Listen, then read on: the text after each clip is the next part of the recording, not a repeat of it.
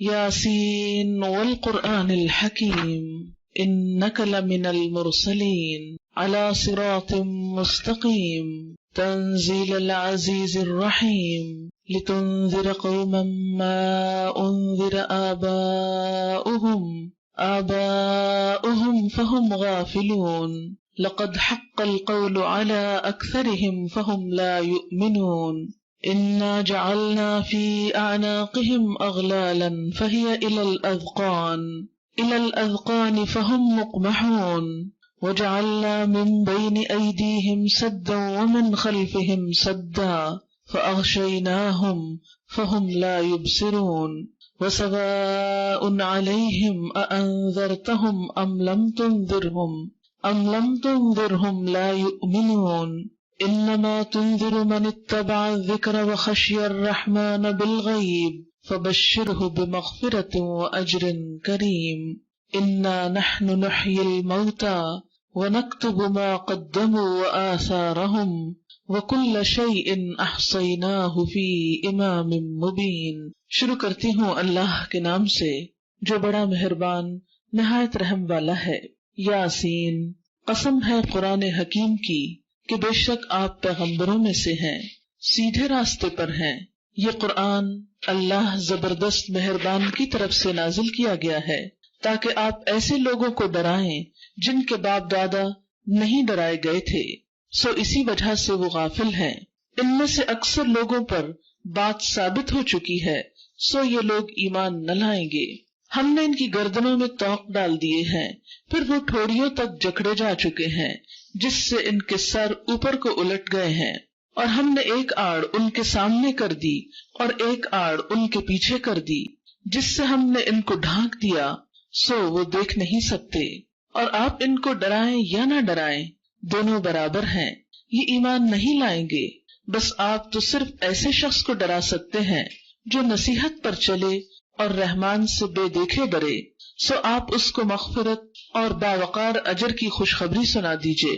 بے شک ہم مردوں کو زندہ کریں گے اور ہم لکھتے جاتے ہیں وہ اعمال بھی جن کو لوگ آگے بھیجتے ہیں اور ان کے وہ اعمال بھی جن کو وہ پیچھے چھوڑے جاتے ہیں، اور ہم نے ہر چیز کو ایک واضح کتاب میں درج کر رکھا ہے۔ معزز خواتین، اس وقت میں نے آپ کے سامنے سورت یاسین کی ابتدائی کچھ آیات پڑھی ہیں اور ان کا ترجمہ بھی آپ نے سنا۔ سورت یاسین ان سورتوں میں سے ہے جنہیں ہم اپنی زندگی میں بہت زیادہ پڑھتے ہیں، کیونکہ اس کے ساتھ بھی بہت سی ایسی روایات منسوب ہیں جن سے اس سورت کی فضیلت ثابت ہوتی ہے۔ اگرچہ وہ روایات ضعیف ہیں، لیکن بہرحال ہمارے معاشرے میں سورت یاسین کے پڑھنے کا بہت رواج ہے۔ لیکن حیرت اس بات پر ہوتی ہے کہ اس قدر کثرت سے پڑھے جانے کے باوجود ہماری اکثریت اس کا معنی نہیں جانتی، اس کے مفہوم سے واقف نہیں۔ یہ بات درست ہے کہ قرآن پاک اگرچہ بغیر سمجھے بھی پڑھا جائے تو اس کا ثواب ملتا ہے، اس سے برکت حاصل ہوتی ہے، اس سے رحمت حاصل ہوتی ہے، سکینت اترتی ہے۔ لیکن قرآن پاک دراصل ہدایت کی کتاب ہے، یہ انسانوں کی رہنمائی کے لیے آئی ہے، اس لیے جب تک اس کو سمجھا نہ جائے تو اس کے اصل مقصد سے یا اس کی اصل غرض پوری نہیں ہو سکتی۔ تو آئیے ہم کوشش کرتے ہیں کہ ان آیات کا کچھ مفہوم جانیں۔ یاسین، یا اور سین دو الگ الگ حرف ہیں جنہیں لکھا تو اکٹھے جاتا ہے لیکن پڑھا الگ الگ جاتا ہے۔ ایسے حروف کو حروف مقطعات کہتے ہیں، یعنی قطع کیے ہوئے، الگ الگ کیے ہوئے حروف، یعنی پڑھنے میں۔ بعض لوگوں نے اس کا معنی یہ کرنے کی کوشش کی ہے کہ یا کا مطلب ہے اے اور سین سے مراد انسان، یا پھر سین سے مراد سید، اور اشارہ ہے نبی صلی اللہ علیہ وسلم کی طرف کہ یا سید کہہ کے اے سردار یا اے رسول کہہ کے آپ صلی اللہ علیہ وسلم کو مخاطب کیا گیا ہے۔ بہرحال یہ سب اندازے ہیں، دراصل اس لفظ کا ترجمہ اللہ کے رسول صلی اللہ علیہ وسلم سے کچھ بھی منسوب نہیں۔ یہ اسلوب اور یہ انداز عربوں کے ہاں معروف تھا کہ کلام سے قبل ایسے حروف الگ الگ پڑھے جاتے تھے، اور اس کی غرض ایک یہ بھی ہو سکتی ہے کہ لوگوں کو متوجہ کیا جائے۔ والقرآن الحکیم، قسم ہے قرآن حکمت والے کی۔ قرآن پاک میں جب اللہ تعالیٰ کسی چیز کی قسم کھاتے ہیں تو اس سے مراد یہ ہوتی ہے کہ یہ چیز گواہ ہے، یعنی قسم کا معنی شہادت ہے، گواہی ہے۔ قرآن حکیم حکمت والی کتاب گواہ ہے، کس بات پر گواہ ہے؟ انک لمن المرسلین، کہ یقیناً آپ رسولوں میں سے ہیں۔ سورۃ یاسین مکہ میں نازل ہوئی، اور آپ سب جانتے ہیں کہ مکہ میں نبی صلی اللہ علیہ وسلم کو جو سب سے بڑی مشکل پیش آ رہی تھی وہ یہ کہ لوگ آپ کو اپنے میں سے ایک انسان سمجھتے اور ان کو آپ کا رسول ہونا سمجھ میں نہیں آتا تھا۔ وہ اس بات کو یقین نہیں کر پا رہے تھے کہ ایسا بھی ہو سکتا ہے کہ اللہ تعالیٰ ایک بندے کو بندوں میں سے چن لے اور اس کے پاس وحی بھیجے اور فرشتے بھیجے اور وہ دوسروں کی ہدایت کا سامان کرے۔ ہمیشہ سے ایسا ہوتا آیا ہے کہ پیغمبروں کو ان کی اپنی قوم کے افراد نے اہمیت دینے اور ماننے سے انکار کیا ہے۔ بسا اوقات یہ انا کا مسئلہ ہوتا ہے، بسا اوقات معاشرے کے بڑے لوگ تکبر کا شکار ہوتے ہیں اور وہ اپنے علاوہ دوسرے کسی کی بڑائی ماننے کو تیار نہیں ہوتے۔ اسی لیے ہر پیغمبر کی مخالفت اس قوم کے بڑے لوگوں نے سب سے زیادہ کی۔ نبی صلی اللہ علیہ وسلم کی مخالفت میں بھی قریش مکہ پیش تھے اور وہ پوری طرح آپ کو جھٹلانے پر تلے ہوئے تھے۔ تو ایسے میں اللہ تعالیٰ نے آپ کی رسالت کی صداقت کی گواہی دی قرآن حکیم کو گواہ بنا کر کہ لوگوں اگر تم یہ جاننا چاہو کہ محمد صلی اللہ علیہ وسلم سچے رسول ہیں یا نہیں تو قرآن اٹھا کر دیکھ لو، کیا یہ کسی انسان کی کتاب نظر آتی ہے؟ اور آپ صلی اللہ علیہ وسلم کی رسالت کی یہ گواہی صرف اس دور کے لیے نہیں تھی، آج کے لیے بھی ہے۔ قرآن حکیم کیسے گواہی دے رہا ہے کہ جو کچھ آپ بتا رہے ہیں لوگوں کو اللہ کے کلام میں سے، وہ اتنا بہترین کلام ہے، اتنا پختہ کلام ہے کہ کوئی بھی شخص اسے پڑھ کر اس سے متاثر ہوئے بغیر رہ نہیں سکتا۔ یہ انسانی کلام نہیں کہ اگر کوئی شخص یہ مان لے کہ یہ کلام عمدہ ہے تو اس کو اس بات کے ماننے میں بھی مشکل نہ رہے کہ یہ کلام پیش کرنے والا کوئی عام انسان نہیں، اللہ کا رسول ہے۔ گویا قرآن کی حکمت، قرآن کی پختگی دلیل ہے کس بات پر؟ آپ صلی اللہ علیہ وسلم کی رسالت پر۔ علی صراط مستقیم، سیدھے رستے پر ہیں۔ آپ دیکھیے کہ ہم سب دعا مانگتے ہیں کہ یا اللہ ہم کو سیدھا رستہ دکھا۔ سیدھا رستہ عقل سے نہیں معلوم کیا جا سکتا۔ حق اور ہدایت کا راستہ خواہشات سے نہیں ملتا، نیک تمنا اور آرزوؤں سے نہیں ملتا، صرف انسان کی کوششوں سے نہیں ملتا۔ اس کے لیے ضروری ہے کہ کوئی بہترین رہنما ہو۔ رہنما کے بغیر رہنمائی ہو نہیں سکتی، اور وہ رہنما وہی ہو سکتے ہیں جن کو اللہ تعالیٰ نے خود ہمارا رہنما مقرر کر دیا ہو۔ تو جب تک رہنما پر اعتماد نہ ہو اس وقت تک بھی انسان منزل پر نہیں پہنچتا۔ مثلاً آپ بس ڈرائیور پر اعتماد کرتے ہیں تو بس میں بیٹھتے ہیں، اگر آپ کو یہ ہو کہ یہ ایکسیڈنٹ کرے گا اور یہ غلط جگہ لے جائے گا اور یہ اغوا کرا دے گا، بگا لے جائے گا، تو آپ کبھی نہیں بیٹھتے اس میں۔ تو کسی منزل تک پہنچنے کے لیے صحیح راستے کے ساتھ ساتھ رہنما ضروری ہے، اور ایسا رہنما جس پر آپ اعتماد کر سکیں۔ نبی صلی اللہ علیہ وسلم کے اندر یہ ساری صفات موجود تھی۔ گویا جو شخص سیدھا راستہ جاننا چاہتا ہو، اس پہ چلنا چاہتا ہو، منزل تک اللہ کی رضا تک پہنچنا چاہتا ہو، اس کے لیے اس کے بغیر کوئی چارہ نہیں کہ وہ آپ کی رسالت پر ایمان لائے۔ اور آپ کی رسالت کی دلیل کیا ہے؟ قرآن حکیم، تنزیل العزیز الرحیم، یہ نازل کردہ ہے زبردست رحم کرنے والی ہستی کی طرف سے۔ یعنی قرآن کوئی معمولی کتاب نہیں ہے، یہ اللہ رب العزت کا کلام ہے جس کی دو صفات کا یہاں ذکر ہے، عزیز بھی اور رحیم بھی۔ عزیز کیوں؟ کہ جو نہیں مانے گا اس کو پکڑ سکتا ہے، اور کوئی شخص اس غلط فہمی میں نہ رہے کہ اس کا انکار کر کے ہم کہیں بھاگ جائیں گے، بچ جائیں گے، نہیں۔ اور رحیم کیا ہے؟ کہ ماننے کے بعد بھی اگر انسان سے کوئی کمی بیشی ہوتی ہے تو وہ ہستی رحم فرمانے والی ہے۔ کیوں بھیجا گیا ہے یہ قرآن، اور کیوں بھیجا گیا ہے آپ کو؟ لِتُنذِرَ قَوْمًا، تاکہ آپ ایک ایسی قوم کو خبردار کریں، مَا أُنذِرَ آبَاؤُهُمْ، جن کے آباء و اجداد خبردار نہیں کیے گئے، فَهُمْ غَافِلُونَ، تو وہ غفلت میں پڑے ہوئے ہیں۔ زمانہ قریب میں عربوں کے اندر کوئی نبی نہیں آیا تھا۔ زمانہ بعید میں یعنی بہت پہلے تو کئی انبیاء آئے، لیکن قریب کے دور میں کوئی ایسا شخص نہیں آیا جس نے ڈائریکٹ لوگوں کو اللہ کا کلام سنایا ہو، اللہ کی بات بتائی ہو۔ لہذا ایک عرصہ ہو گیا ہے بندوں کا رابطہ اللہ سے ٹوٹے، اس کو بحال کرنے کے لیے ضروری تھا کہ ایک پیغمبر اٹھایا جاتا۔ وہ پیغمبر آپ صلی اللہ علیہ وسلم ہیں، اور آپ اسی لیے آئے ہیں کہ لوگوں کو غفلت سے جگائیں۔ اور یہ جو کہا گیا نا کہ ان کے آباء و اجداد نہیں ڈرائے گئے، آباء و اجداد کو خبردار نہیں کیا گیا۔ اس سے کیا پتہ چلتا ہے کہ اگر آباء و اجداد کے اندر غفلت ہو تو وہ نسلوں میں چلتی۔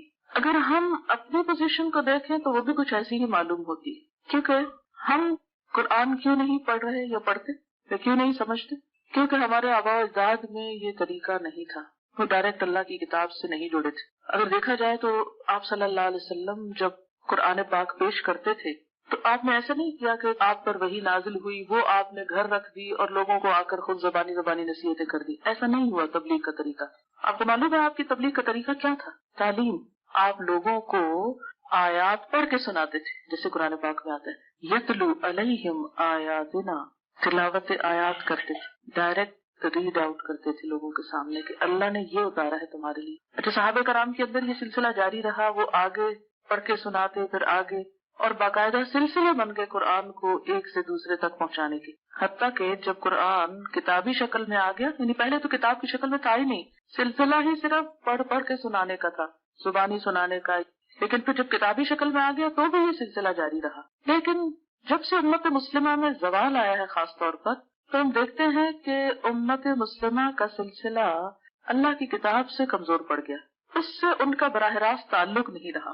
دین کی باتیں، واعظ، نصیحت، پر حکمت باتیں کبھی نثر میں کہیں گئی، کبھی نظم میں کہیں گئی، میسج تو پہنچتا رہا کسی نہ کسی طرح، یا دین رسم و رواج کی شکل بن کر ہمارے آس پاس تو رہا، مگر وہ کتاب ہمارے پاس نہیں کھلی۔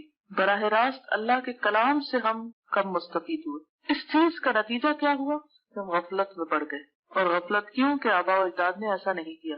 انسان کے لیے عموماً وہ کام کرنا آسان ہوتا ہے جو اس کے آباء و اجداد کرتے رہے، لیکن جب بڑوں کو کرتے نہیں دیکھتا تو آئندہ بھی وہ سلسلہ نہیں چلتا۔ اور خصوصاً جب سے بہت تیز رفتار تبدیلیاں آئی ہیں معاشرتی نظام میں ہمارے، تو بہت سی ایسی چیزیں جو آباء و اجداد کے طریقوں میں تھی بھی وہ بھی نہیں رہی۔ اب اس کا حل کیا ہے؟ یہاں حل پیش کیا گیا ہے۔ سورۃ فاطر میں آپ نے جو آیات پڑھی ہیں، فَمِنْهُمْ ظَالِمٌ لِّنَفْسِهِ وَمِنْهُمْ مُقْتَصِدٌ وَمِنْهُمْ سَابِقٌ بِالْخَيْرَاتِ، اور میں نے آپ سے یہ عرض کی تھی کہ ہم میں سے ہر ایک اپنے آپ کو کسی ایک گروہ میں رکھ کے دیکھے کہ ہم کہاں پڑھتے ہیں یا پڑھ رہے تھے، پہلے کہاں رکھے جا رہے، ہماری پلیسمنٹ کیا تھی۔ اس کا حل کیا ہے کہ اس کتاب کو کھولا جائے۔ یہ کھلے گی تو غفلتیں دور ہوں۔ یہاں واضح طور پہ بتا دی، کیونکہ ان کے آباء و اجداد خبردار نہیں کیے گئے تھے تو وہ غفلت میں پڑے ہوئے۔ لقد حق القول علی اکثرہم، اس غفلت کی وجہ سے کیا ہوا؟ ان میں سے اکثر پر بات چسپاں ہو گئی، وہم لا یؤمنون، تو وہ ایمان نہیں لائیں گے۔ اکثر سے مراد یہاں کیا؟ ابو جہل ہے، عتبہ ہے، شیبہ ہے، ان کے اندر کیا تھا؟ تکبر تھا، لہذا یہ بات مان کر نہیں دیتے تھے۔ اور قول سے مراد یہاں فیصلہ عذاب ہے کہ ان کی قسمت میں ہی عذاب ہے، اس لیے یہ مان کر نہیں۔ اچھا، یہاں اس سے مطلب یہ نہیں ہے کہ اللہ تعالیٰ ایک فیصلہ سنا رہے ہیں چونکہ میں نے ان کے لیے جہنم لکھ دیا اس لیے ان کو ہدایت ہو ہی نہیں سکتی۔ یہ دراصل ان کو جھنجھوڑنے کا ایک انداز، جیسے کہ طالب علم اگر محنت نہیں کرتا تو آپ کہتے ہیں فیل ہونا تو تمہاری قسمت میں لکھا ہی جا چکا ہے، اب تمہاری مرضی ہے پڑھو یا نہ پڑھو۔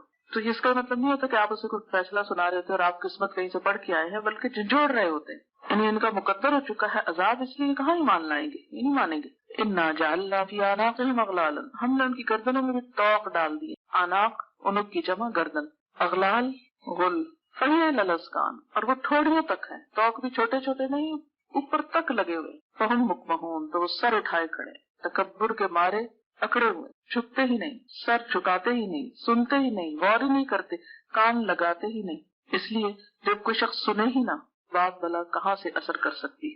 وجعلنا من بین ایدیہم سدا، اور ہم نے ایک دیوار ان کے آگے کھڑی کر رکھی، ومن خلفہم سدا، اور ایک ان کے پیچھے کھڑی کر رکھی۔ اگر اپنے آپ کو کسی ایسی جگہ پر تصور کیجئے کہ جہاں ایک دیوار آگے ہو اور ایک پیچھے ہو، یہ کس کیفیت کا نام؟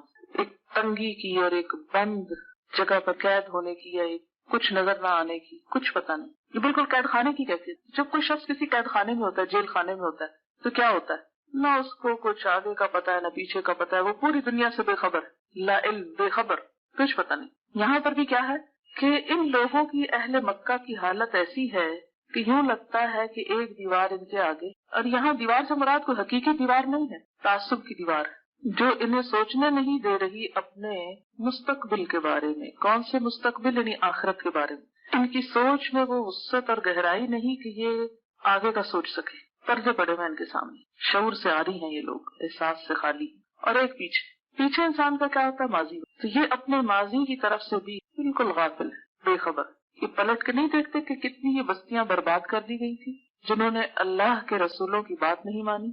تو جب کوئی قوم نہ پچھلے واقعات سے سبق سیکھے اور نہ آنے والے حالات کی فکر کرے، ایسے لوگ وہی ہو سکتے ہیں جو پوری طرح بے حس ہوں اور وہ کوئی سبق نہ لے، ان کو کوئی نصیحت اثر نہیں کرتی۔ اور پھر مزید کیا، فَأَغْشَيْنَاهُمْ، اوپر سے بھی ڈھانپ دیا ان کو، یعنی ایک ایسا کمرہ جس میں آپ کے چاروں طرف دیوار ہو اور دروازے بھی بند ہو، کھڑکیاں بھی بند ہو اور اوپر سے بھی چھت ہو، مکمل ڈارکنیس ہو جائے گی، یعنی یہ مکمل ڈارکنیس میں ہے۔ فَهُمْ لَا يُبْصِرُونَ، اور جہاں مکمل ڈارکنیس ہوتی ہے وہاں کیا ہوتا ہے، وہ کچھ نہیں دیکھتے۔ اور اس کیفیت سے آپ روز گزرتے ہیں، مثلاً لفٹ میں، یعنی جب آپ لفٹ میں اندر آ جاتے ہیں اور دروازہ بند ہو جاتا ہے، پھر کیا ہوتا ہے؟ اگر آپ نہ دیکھیں اس جگہ پر جہاں فلور کے نمبر بدلتے ہیں تو آپ کو خود نہیں پتا چلے گا کہ ہم اس وقت کس فلور تک پہنچ چکے ہیں اور کتنے فلور باقی۔ ہاں، جب آپ اپنی منزل پہ پہنچتے ہیں وہاں گھنٹی بجتی ہے، پھر آپ کو احساس ہوتا ہے منزل آ گئی۔ فَهُمْ لَا يُبْصِرُونَ، جب تک دروازہ نہیں کھلتا وہ نہیں دیکھ سکتے۔ اچھا، دیکھیں جب لفٹ میں ہوتے ہیں آپ، تو اگر کوئی ماہر آپ کو بتاتا ہے کہ اب اتنے فلور گزر چکے ہیں، یا کہیں سے وہ پڑھتا ہے، یا کوئی بیچ میں، بعض لفٹ میں اسپیکر لگا ہوا ہوتا ہے، وہ اناؤنسمنٹ ہو رہی ہوتی ہے، مثلاً 4th فلور پہ آپ پہنچ گئے تو کیا ہوتا ہے 4، وہ بولتا ہے بیچ میں۔ تو اگر آپ سن رہے ہوں تو آپ کو پتا چل جاتا ہے، چاہے لکھا ہوا نہ بھی پڑھے، کہ 4th فلور ہے۔ بعض لفٹس میں کیا ہوتا ہے کہ بولتا تو کوئی نہیں لیکن نمبر آ جاتا ہے، وہ لائٹ جل جاتی ہے، کوئی بھی انڈیکیشن۔ اب اگر آپ دیکھ ہی نہیں رہے تو آپ کو کیسے پتا چلے گا کہ کہاں پہنچے؟ مراد اس سے یہ کہ جو لوگ آنکھیں کھول کے نہ جئیں، غور و فکر نہ کریں، جو انسان بے شعور ہو کے زندگی بسر کرے، نہ غور و فکر کرے، نہ دیکھے، نہ سنے، نہ سمجھے، نہ کسی کی بات مانے، ایسا شخص مکمل ایک اندھیرے میں ہے اور وہ خود کو نقصان دینے والا ہے۔ وَسَوَاءٌ عَلَيْهِمْ، اور برابر ہے ان پر، أَأَنذَرْتَهُمْ، خواہ تم ان کو ڈراؤ، أَمْ لَمْ تُنذِرْهُمْ، یا نہ ڈراؤ، لَا يُؤْمِنُونَ، یہ نہیں مانیں گے۔ ایسے لوگوں پر پھر نصیحت بھی اثر نہیں کرتی۔ جو اندھیروں پہ راضی ہو جائے، اندھیروں کا عادی ہو جائے، وہ چھوٹی سی روشنی سے بھی اس کی آنکھیں چندھیا جاتی، وہ ان کو فیس نہیں کر سکتا۔ انما تنذر من اتبع الذکر، بے شک آپ ڈراتے ہیں اسی کو جو نصیحت کی پیروی کرے، جو نصیحت کو ماننا چاہے، نصیحت کو فالو کرے، نصیحت کا اتباع کرے، آپ تو اسی کو خبردار کر سکتے ہیں۔ اچھا، معاشرے کے اندر آپ دیکھیے کہ شاید آپ کے ساتھ بھی یہ واسطہ پیش آتا ہو کہ بہت سے لوگ آپ کو غلط سمجھتے ہیں، کہ جو آپ کر رہے ہیں وہ غلط کر رہے ہیں، ہے نا کہ نہیں؟ اچھا، اب آپ جب ان کو بتانا چاہتے ہیں کہ بھائی ہم غلط نہیں کر رہے، یہ قرآن میں ایسے ہے، اور آپ ان کو کچھ سنانا چاہیں تو آگے سے کیا کرتے ہیں؟ سن کے نہیں دیتے۔ اب جو سن کے نہ دے اس کو آپ کیسے سمجھا سکتے ہیں؟ پھر آپ قرآن کھول کے ان کو دکھانا چاہتے ہیں، وہ دیکھ کے نہیں دیتے، دیکھنا ہی نہیں چاہتے، کہتے کون سا ترجمہ لائے ہو آپ، کس کمپنی کا چھپا ہوا ہے، کس کا لکھا ہوا ہے؟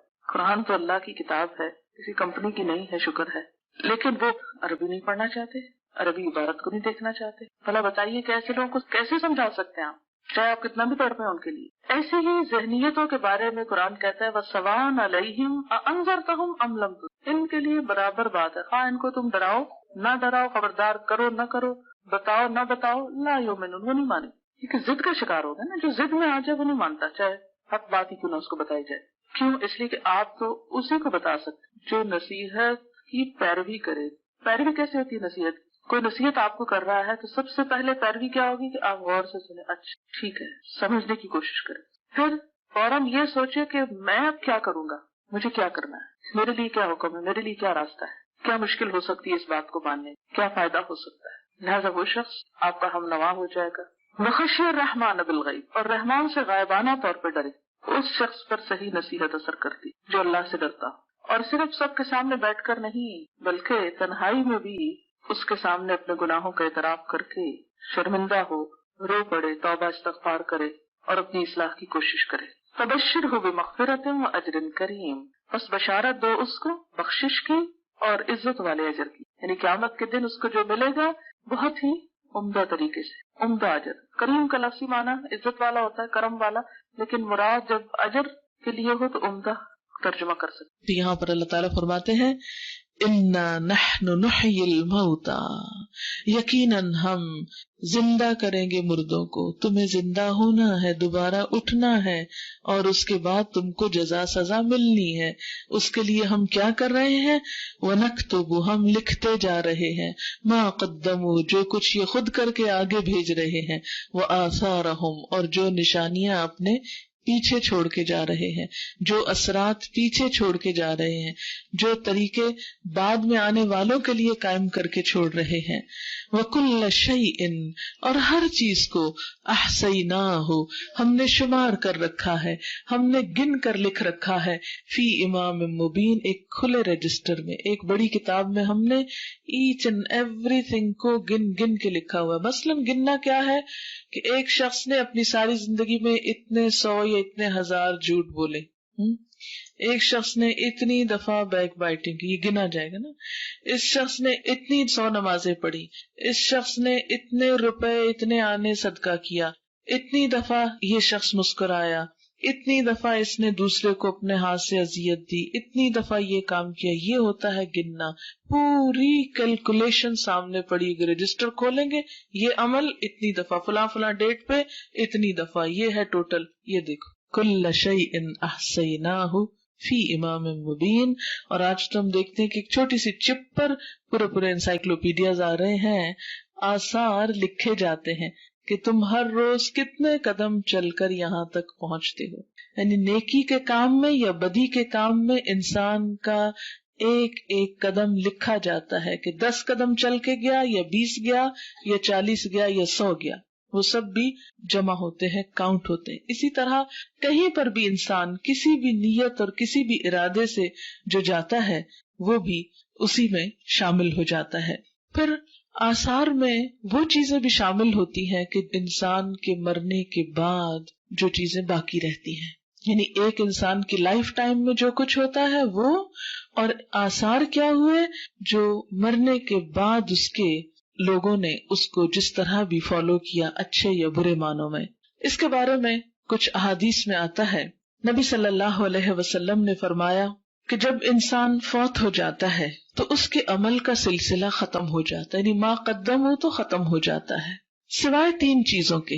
اور یہ 3 چیزیں پھر اس کے کیا ہو جاتی ہیں؟ ایک طرح سے آثار ہو جاتی. ایک علم جس سے لوگ فائدہ اٹھائیں، یعنی انسان اگر زندگی میں علم کی کوئی خدمت کرتا ہے تو جتنے لوگ اس کے مرنے کے بعد اس علم سے فائدہ اٹھاتے ہیں وہ بے شک قبر میں ہے، ان کتابوں کی رائلٹی اس کو وہاں پہنچتی رہتی، اس کا بونس اس کو وہاں ملتا رہتا ہے کہ اتنے لوگوں نے پڑھ لی. اگر کوئی اچھی کتاب لکھ جاتا ہے، کوئی ریسرچ کر کے جاتا ہے، انسانیت کے فائدے کا کوئی کام کر کے جاتا ہے، کسی کے بھلے کا، تو کوئی بھی تحریر جو انسان لکھ کے جاتا ہے یا کوئی بھی اسپیچ انسان ڈلیور کرتا ہے یا کسی انسان کو پڑھا دیتا ہے، ایک طالب علم کو تیار کرتا ہے، تو وہ طالب علم جب تک زندہ رہتا ہے جو بھی عمل کرتا ہے وہ سارے کے سارے کس کے نام اعمال میں لکھے جاتے ہیں؟ اس کے استاد کے. تو علم ينتفع به، وہ علم جس سے لوگ فائدہ اٹھائیں، یہ انسان کے آثار میں شمار ہوتا ہے.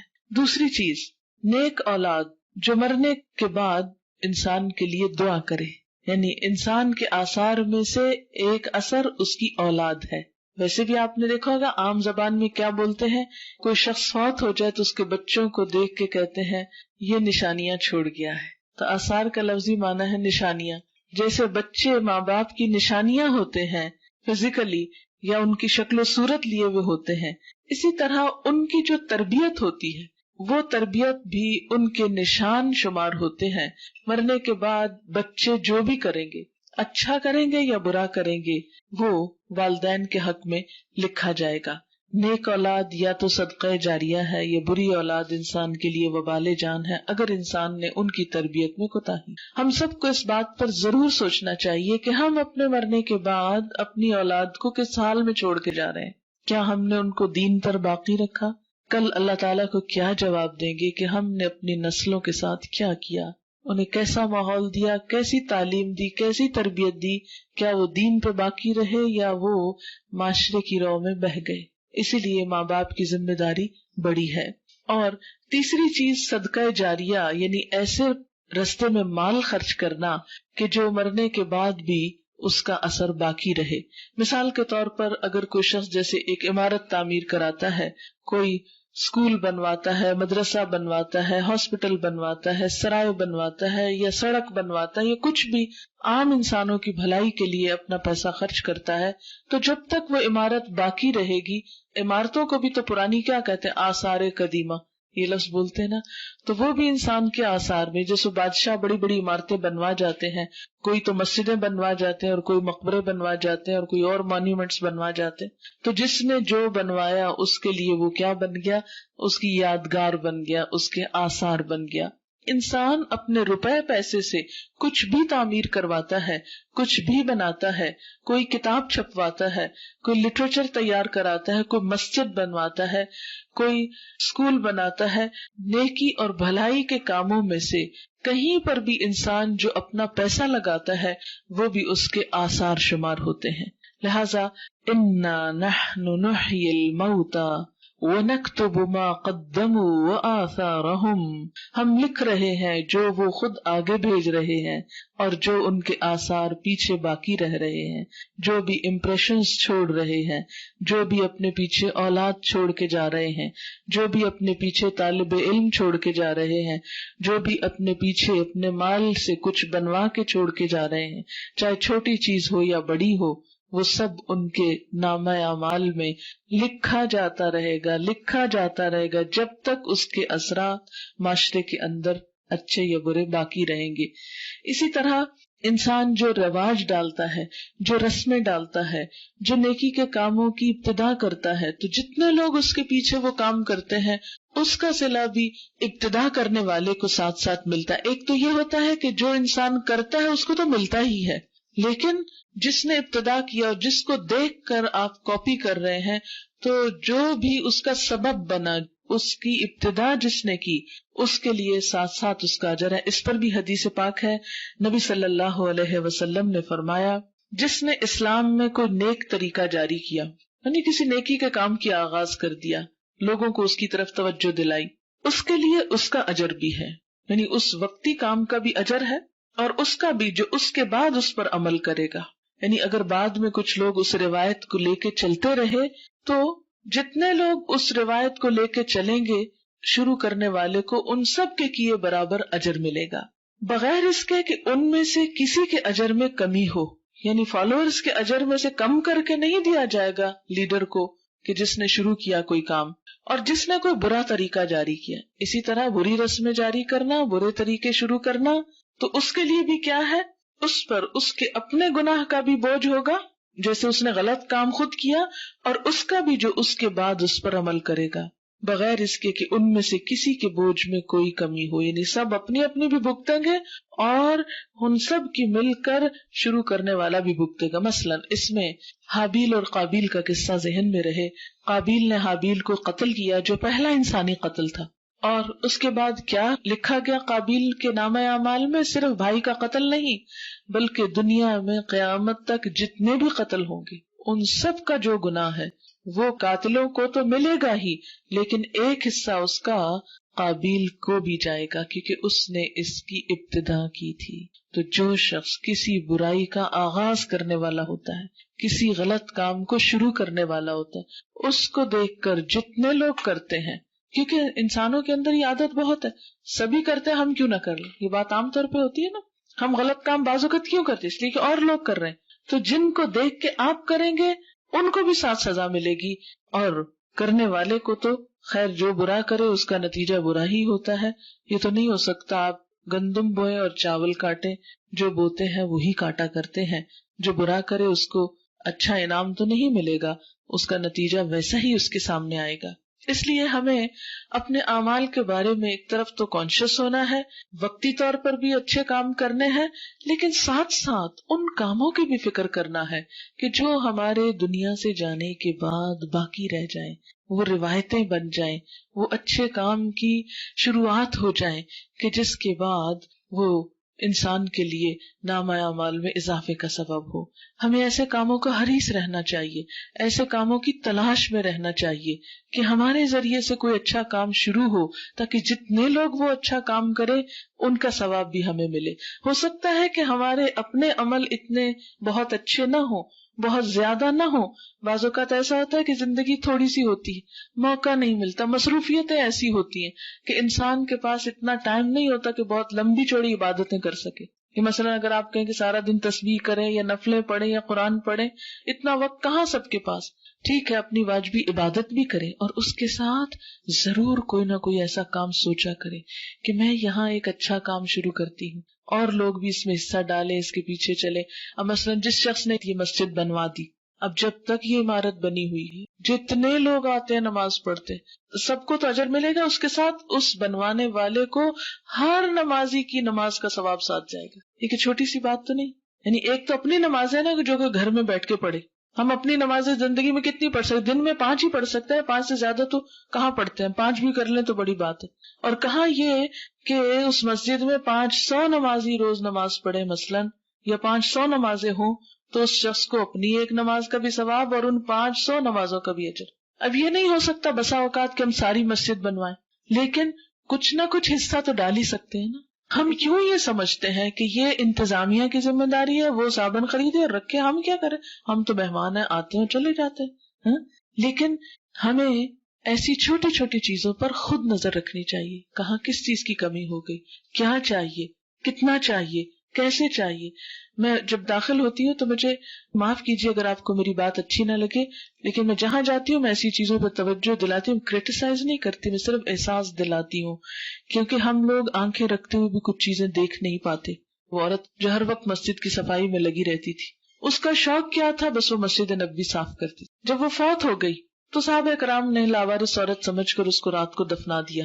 نبی صلی اللہ علیہ وسلم اگلے روز مسجد تشریف لائے تو دیکھا کہ وہ عورت جو ہر وقت مسجد کی صفائی میں لگی رہتی تھی.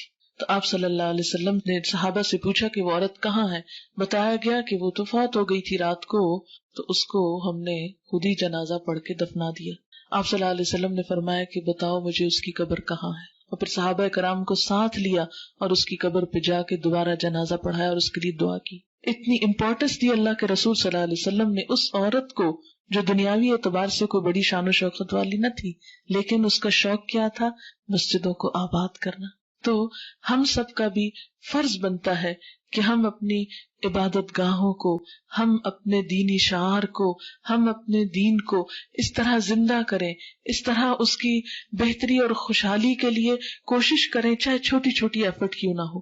کیونکہ یہ آثار ہیں ہمارے، یہ نشان ہے ہمارے مسلمانوں کا ایک تبلیغ کا مرکز ہے. لہذا ان چھوٹی چھوٹی چیزوں سے ہم اپنے آپ کو دین کے کاموں میں اور اجتماعی خدمت کے کاموں میں پارٹیسپیٹ کر سکتے ہیں کہ ہم جہاں کہیں بھی ہوں ہم انتظار میں نہ رہے کہ دوسرے کریں، ہم خود آگے بڑھ کر کرنے والے ہوں.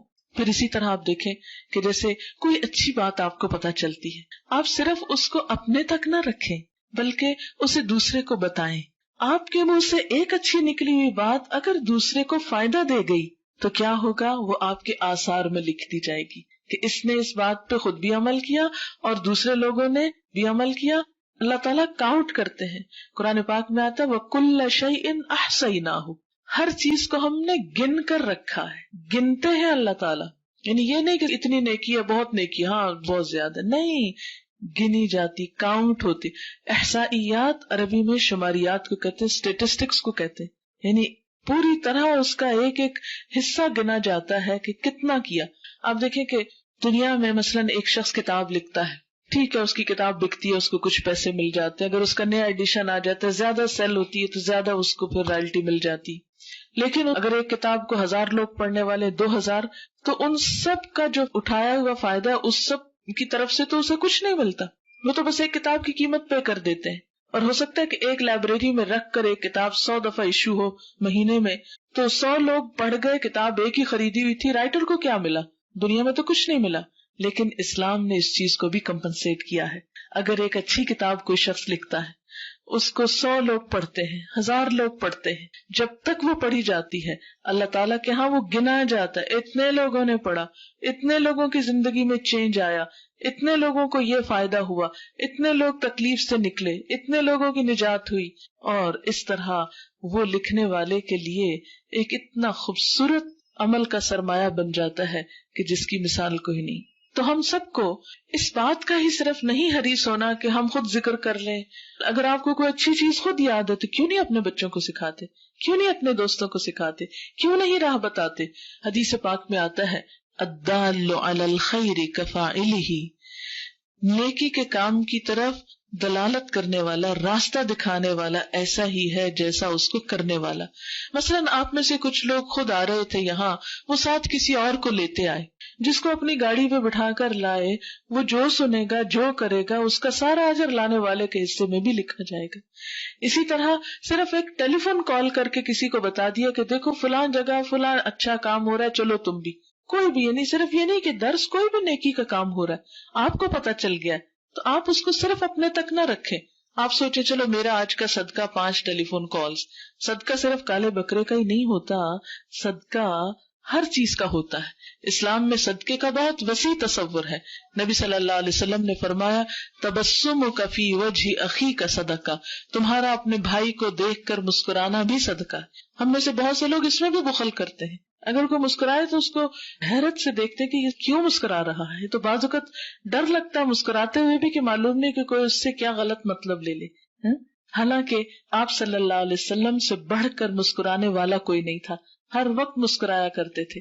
اسی طرح کسی کو رستہ دکھا دینا کہ یہاں سیدھے چلے جاؤ پھر دائیں مڑ جانا، یہ بات بھی صدقہ ہے. درخت لگانا بھی صدقہ ہے. کسی کو جو نہیں سنتا اس کو اونچا سنانا بھی صدقہ ہے. کسی کو اپنی سواری پہ سوار کرانا بھی صدقہ ہے. یہ ساری چیزیں جو ہے انسان کے صدقے میں شمار ہوتی ہیں. یہ صدقہ کہ ایک دفعہ پہیا چل پڑا تو چلتا ہی چلا جائے گا، ایک دفعہ لگ گیا باغ تو بس اس کے پھل آتے ہی چلے جائیں گے، کہ جو پھر رکتا نہیں. تو زندگی کے جو ہمارے پرسنل عمل ہوتے ہیں نا وہ تو 1% ہوتے ہیں اور باقی زیادہ ہمارے آثار ہی ہوتے ہیں، وہ ملٹی پلائی ہوتے ہیں. اسی طرح اگر ہم کوئی غلط کام سے بیڈ بہیویئر تو اس کا کیا ہوگا کہ جتنا زیادہ ہماری وجہ سے لوگ پریشان ہوں گے، دین سے متنفر ہوں گے، دین سے بھاگیں گے، وہ سارا بھی ہمارے نامہ اعمال میں لکھا جائے گا. یہ شخص لوگوں کو اللہ کے دین سے بھگانے والا تھا. اسے دیکھ کر لوگ خدا کے دین سے خوف کھائے. اگر ہم یہاں رہتے ہوئے کوئی ایسی حرکت کرتے ہیں کہ جس سے دین اسلام بدنام ہوتا ہے تو جتنی بدنامی ہماری وجہ سے ہوگی وہ سب ہم سے پوچھو گی کہ تم نے ایسا کام کیوں کیا تھا کہ جس کی وجہ سے لوگ دین سے دور ہوئے تھے، تم نے دوسروں کی ہدایت کا راستہ بند کر دیا تھا. اس لیے مسلمان معاشرے میں بھی بہت کانشیس ہو کے جینا چاہیے، لیکن خاص طور پر نان مسلمز کے بیچ میں بہت زیادہ کانشیس ہونے کی ضرورت ہے کہ ہمارے اعمال سے دوسروں کو بیڈ امپریشن نہ ملے، اسلام کا راستہ نہ رکے اور لوگ دین سے دور نہ بھاگے. یعنی کوئی دھوکہ، فریب، فراڈ اور ایسے عمل کے جس سے اسلام کی غلط پکچر ہو. آپ دیکھیں کہ آج کے دور میں تبلیغ کرنا کیوں مشکل ہو رہا ہے، ہمارے اعمال کی وجہ سے نا. مشکل یہ ہو رہی ہے کہ ہم چاہے زبان سے 100 تبلیغ کریں لیکن جب تک ہمارے عمل نہیں سنوریں گے، ہم مضبوط کیریکٹر کے مسلمان نہیں بنیں گے، اس وقت تک لوگ ہم سے متاثر نہیں ہوں گے. ہم اگر یہ چاہتے ہیں کہ زمین پہ اللہ کے نمائندے بن کر جئیں اور ہماری وجہ سے ہمارے دین کو فائدہ پہنچے اور اس کا ریٹرن پھر آپ ہی کو ملے گا، آپ کی انویسٹمنٹ آپ ہی کو فائدہ دے گی قیامت کے دن، کہ اتنا ہی زیادہ اجر آپ سمیٹے ہوئے ہوں گے. تو اس کے لیے ضروری ہے کہ ہم اسلام کی اچھی اگزامپلس پیش کریں. وَاضْرِبْ لَهُمْ مَثَلًا أَصْحَابَ الْقَرْيَةِ إِذْ جَاءَهَا الْمُرْسَلُونَ إِذْ أَرْسَلْنَا إِلَيْهِمُ اثْنَيْنِ فَكَذَّبُوهُمَا فَعَزَّزْنَا بِثَالِثٍ فَقَالُوا إِنَّا إِلَيْكُمْ مُرْسَلُونَ. اور آپ ان کے سامنے ایک مثال ایک بستی والوں کی بیان کیجیے جبکہ اس بستی میں کئی رسول آئے. کوئی ایک بستی ہے، اس کی ایک کہانی اب سنائی جائے گی کہ اس میں اللہ نے ہدایت کے لیے کئی رسول بھیجے. جب ہم نے ان کے پاس 2 کو بھیجا سو ان لوگوں نے دونوں کو جھٹلا دیا. پھر ہم نے تیسرے سے تائید کی، 2 رسول بھیجے، دونوں کو نہیں مانے. اللہ تعالیٰ نے ایک تیسرا بھیجا جو ان کی مدد کے لیے تھا، تینوں کو جھٹلا دیا. انہوں نے کہا ہم تمہارے پاس رسول بنا کے بھیجے گئے ہیں. بستی والوں نے کہا تم ہم جیسے ہی تو انسان ہو، تم کہاں سے رسول بن کے آ گئے، اور رحمان نے کچھ بھی نہیں اتارا، تم تو محض جھوٹ بولتے. ان کی رسالت کو جھٹلا دیا. وہ کہنے لگے ہمارا رب جانتا ہے کہ ہم تمہاری طرف رسول بنا کر بھیجے گئے ہیں. یعنی اور کوئی نہیں، اگر گواہی دیتا تو اللہ کو تو پتا ہے جس نے ہم کو بھیجا. یہ ایک بہت خوبصورت جملہ ہے. جب سب لوگ آپ کو جھوٹا قرار دیں تو اس میں جو چیز انسان کو اطمینان دیتی ہے کہ میرا رب تو جانتا ہے کہ میں سچ کہہ رہی ہوں. اور ایسا انسان پھر کسی بھی وقت سچائی کا ساتھ نہیں چھوڑتا. یہ نہیں کہ لوگوں سے متاثر ہو کے انسان یہ کہ اگر سب کہہ رہے ہیں ایک بات غلط تو ان کے ہاں یہ غلط نہیں، جو سچ ہے وہ سچ ہے، اگر کوئی بھی نہیں اس کو مانتا نہ مانے، اللہ تو مانتا ہے. یعنی خدا نخواستہ زندگی میں ایسا موڑ آ جائے کہ حق بات کو آپ کے سوا کوئی بھی نہ ماننے سننے کو تیار ہو تو بھی حق کو نہیں چھوڑنا، اس پہ اللہ کی گواہی کافی ہے. اور ہم پر صاف صاف پیغام پہنچانے کے سوا کوئی ذمہ داری نہیں. بستی والے کہنے لگے کہ ہم تو تم کو بڑا منحوس سمجھتے، جب سے تم آئے ہو بس جھگڑے ہی پڑ گئے،